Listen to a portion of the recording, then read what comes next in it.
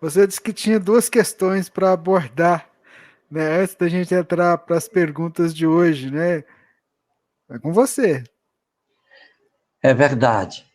Eu tenho duas questões. Uma questão é do Pinga-Fogo número 23. Houve uma pergunta que foi feita sobre se André Luiz tinha ou não um mentor. E eu dei uma resposta para essa pergunta.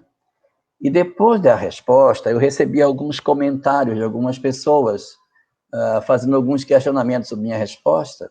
E eu acho que eu não fui claro, porque em nenhum momento a gente quis colocar alguma coisa que fosse colidir com o que a doutrina espírita propõe.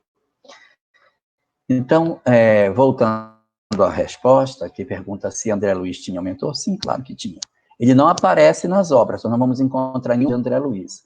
O que não quer dizer que ele não exista.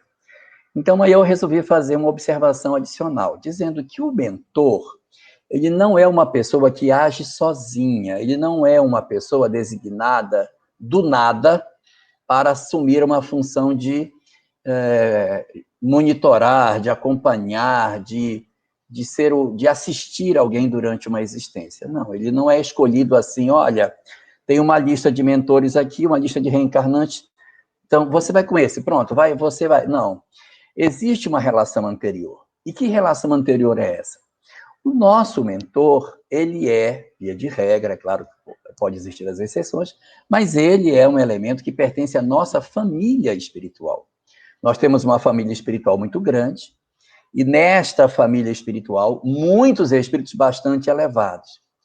Daí, um desses, que é um espírito que é designado para ser o nosso mentor, ele vai assumir essas funções, mas antes dele ser nosso mentor, ele pertence à nossa família espiritual. Ele já é alguém que nos conhece séculos antes. E o fato dele pertencer a uma família espiritual também indica que ele não atua sozinho. Ele pertence a um grupo de espíritos que atuam em prol daquele que é o protegido.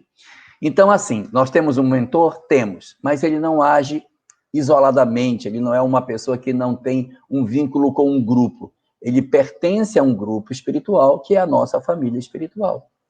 Então, o que eu estava dizendo na resposta? Que quando houve a desencarnação de André Luiz, a mãe dele passou a cuidar de maneira mais próxima do futuro do filho, visitando o filho na condição que ele estava, intercedendo para que ele fosse recolhido.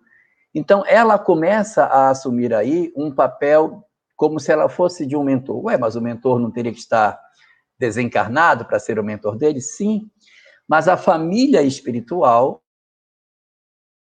ela tem motivo.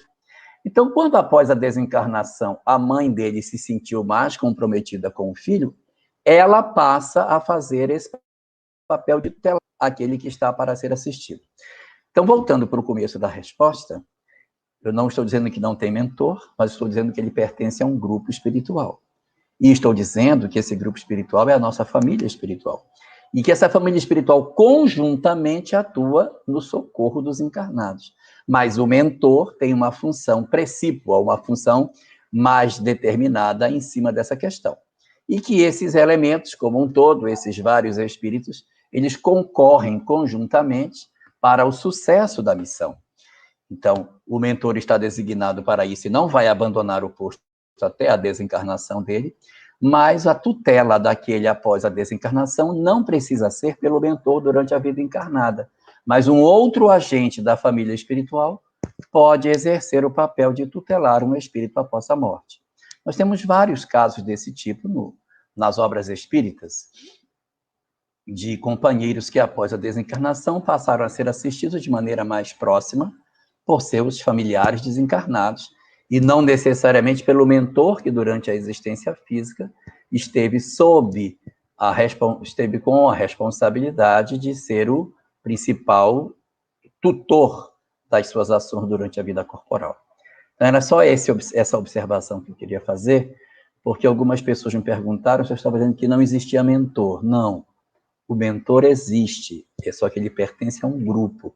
Mas as designações que estão compostas na obra de Kardec, de que ele recebe a missão, que ele não abandona seu protegido, que ele segue até o final da existência, que mesmo que ele se transvie, o seu mentor não vai abandoná-lo, evidentemente não poderia falar nada diferente disso. Mas o trabalho é de equipe.